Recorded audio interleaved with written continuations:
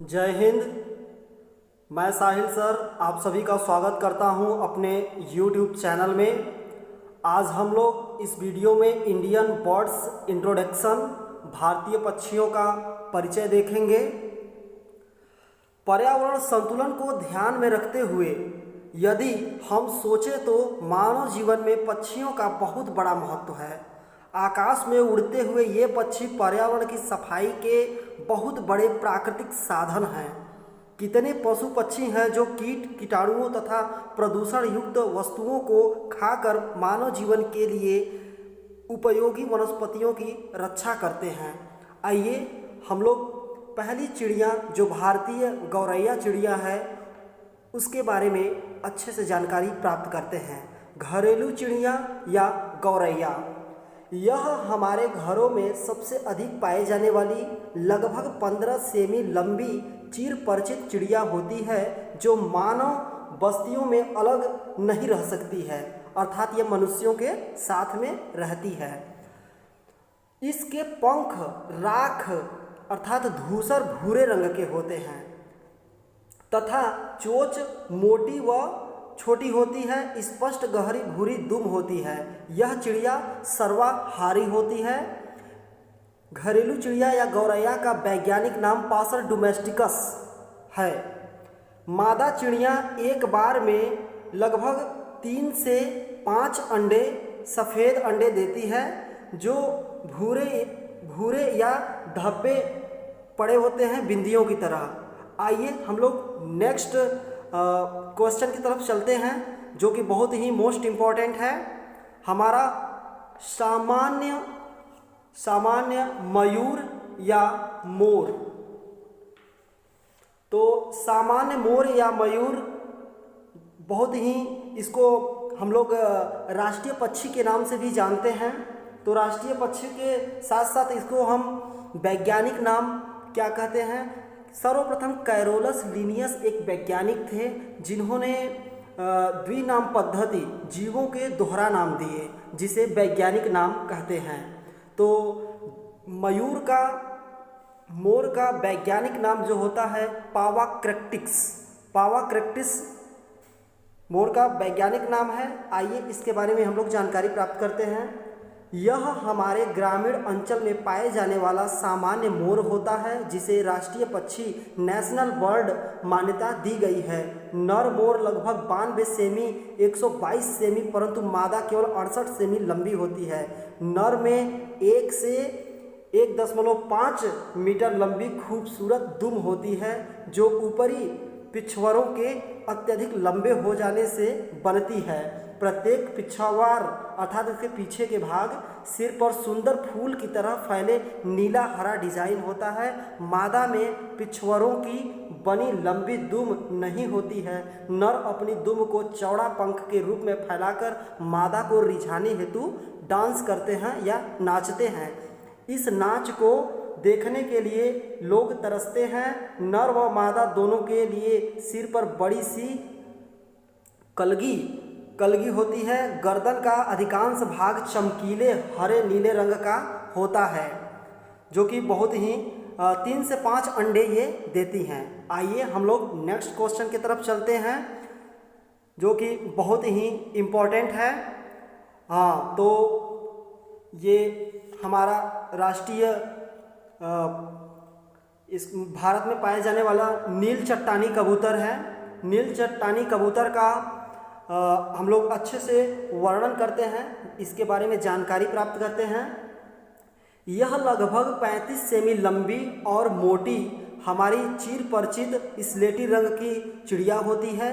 इसकी ग्रीवा तथा वक्ष के अग्रभाग में चटकीले हरे बैगनी एवं गुलाबी रंगों की आभा होती है।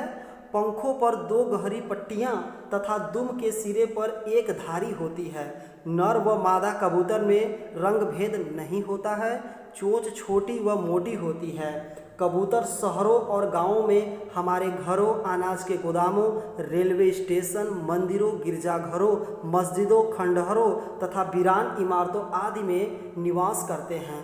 भोजन के लिए ये आसपास के खेतों और भंडारों से अनाज के दाने चुगते हैं। विश्राम के समय गुटुर गूं की आवाज़ निकालते हैं। घरों और वीरान स्थानों पर किसी भी मौसम में घोंसला बनाया जाता है इनके द्वारा। मादा कबूतर एक बार में 2 सफ़ेद अंडे देती है। अनेक लोगों को कबूतर पालने का शौक होता है। कबूतरबाजों ने संकरण अर्थात क्रॉस द्वारा कबूतरों की कई विविध रंगों की किस्मों बनाने में सफलता पाई है। तो इस तरीके से हर साल शनिवार के दिन 10 अक्टूबर, जो हमारा अक्टूबर आने वाला है, 10 अक्टूबर विश्व प्रवासी पक्षी दिवस मनाया जाता है, जो कि बोर्ड एग्ज़ाम में या जनरल नॉलेज क्वेश्चन में ये पूछा जाता है कि विश्व प्रवासी पक्षी दिवस कब मनाया जाता है। तो हमारा आंसर हो जाएगा कि प्रतिवर्ष शनिवार के दिन 10 अक्टूबर को विश्व प्रवासी पक्षी दिवस मनाया जाता है। ये हमारे बहुत ही महत्वपूर्ण पक्षी होते हैं। वैज्ञानिक मानते हैं कि पक्षी अपनी प्राकृतिक बुद्धि से कीटनाशक दवाओं के प्रभाव को भली भांति भांप लेते हैं और उन स्थानों से पलायन कर जाते हैं, अर्थात उस स्थान को छोड़कर दूसरे स्थान पर चले जाते हैं। आइए हम लोग चौथा पक्षी का वर्णन करते हैं, जो कि बहुत ही ये पक्षियाँ धीरे धीरे विलुप्त होने वाली हैं। पपीहा, काला पपीहा या चातक पक्षी। ये बहुत ही रोचक तथ्य से जुड़ा हुआ, ऐतिहासिक तथ्यों से जुड़ा हुआ एक बात बताई जाती है हम लोगों को कि पपीहा पक्षी या जो चातक पक्षी होता है वर्ष में एक बार ही जल ग्रहण करता है। वर्ष का जो पहला जल आसमान से गिरता है उसको एक बार ही वह वर्ष में एक बार ही वो जल को पीता है। बहुत से ऐसे जीव जंतु होते हैं जो पानी नहीं पीते हैं, जैसे में घून हो गए, छिपकली हो गई। ये जो भोजन ग्रहण करते हैं उन्हीं भोजन के अंतर्गत इन्हें पर्याप्त मात्रा में जल मिल जाता है, जिसके कारण इनको अलग से जल पीने की आवश्यकता नहीं पड़ती है। तो आइए हम लोग पपीहा के बारे में जानकारी प्राप्त करते हैं। पपीहा पक्षी बहुत ही आकर्षक पक्षी होता है। यह लगभग 33 सेमी लंबी चिड़िया होती है। इसका रंग ऊपर काला और नीचे सफ़ेद होता है। दुम लंबी होती है। इसके परों के छोर सफ़ेद होते हैं। पंख पर एक वृत्ताकार सफ़ेद धब्बा होता है जो उड़ते समय स्पष्ट दिखाई देता है। सिर पर उठे हुए कड़े परों का सुंदर शिखर होता है। मानव बस्तियों के इर्द गिर्द पेड़ों पर रहती हैं और भूमि पर उतरकर टिड्डियों तथा रोमयुक्त जीवाणुओं का भक्षण करती हैं। जून से अगस्त तक इनका जनन काल रिप्रोडक्शन होता है। ये चिड़ियाँ अपना घोंसला नहीं बनाती हैं।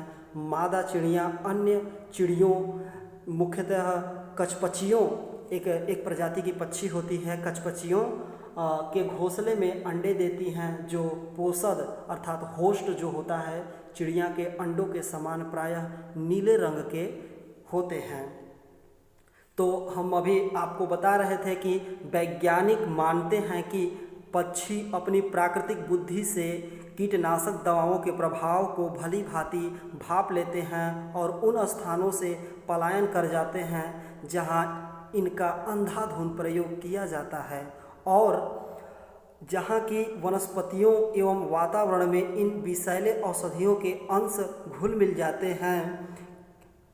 हैं। किंतु जब अन्य स्थानों पर भी उन्हें वैसा वातावरण नहीं मिल पाता है तो इनकी प्रजातियां धीरे धीरे विलुप्त हो जाती हैं, समाप्त हो जाती हैं, जो कभी देखने के लिए हमें नहीं मिलेगी। पपीहा पक्षी या काला पपीहा या चातक पक्षी बहुत ही इम्पोर्टेंट टॉपिक है। उम्मीद करता हूँ कि आज का हमारा वीडियो आपको पसंद आया होगा। जय हिंद। हम लोग नेक्स्ट टॉपिक के तरफ चलते हैं जो कि बहुत ही महत्वपूर्ण है। कोयल, कोकिल या कोकिला।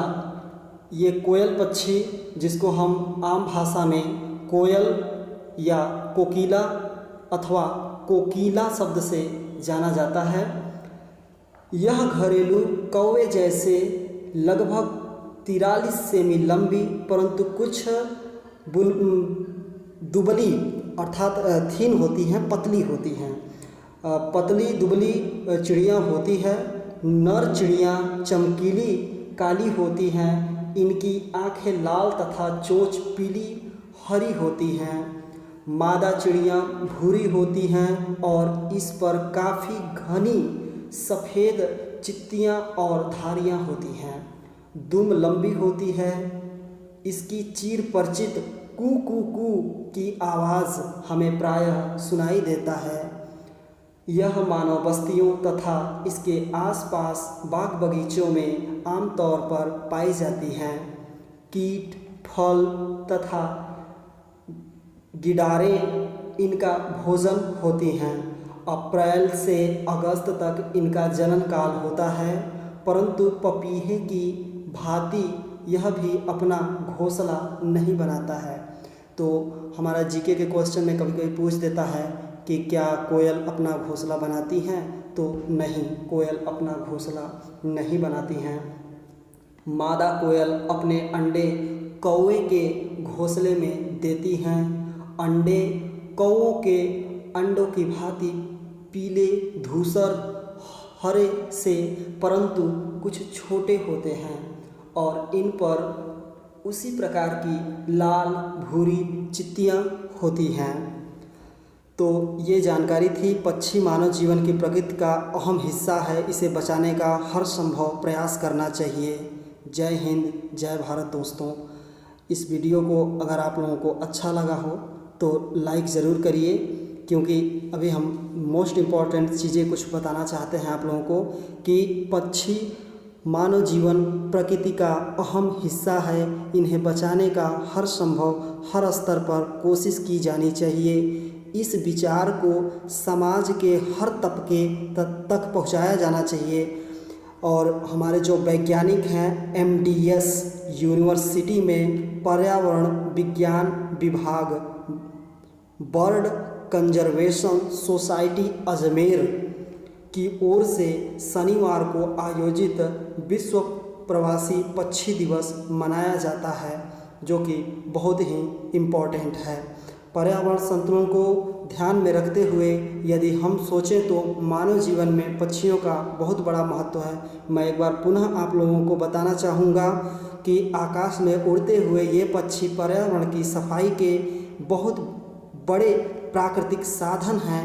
कितने पशु पक्षी हैं जो कीट कीटाणुओं तथा प्रदूषण युक्त वस्तुओं को खाकर मानव जीवन के लिए उपयोगी वनस्पतियों या पेड़ पौधे, फल सब्जियां आदि का रक्षा करती हैं। ये हमारी इको फ्रेंड होती हैं, मतलब पारिस्थितिकी तंत्र का मित्र होती हैं, जो कि बहुत ही हमारे लिए लाभदायक होता है।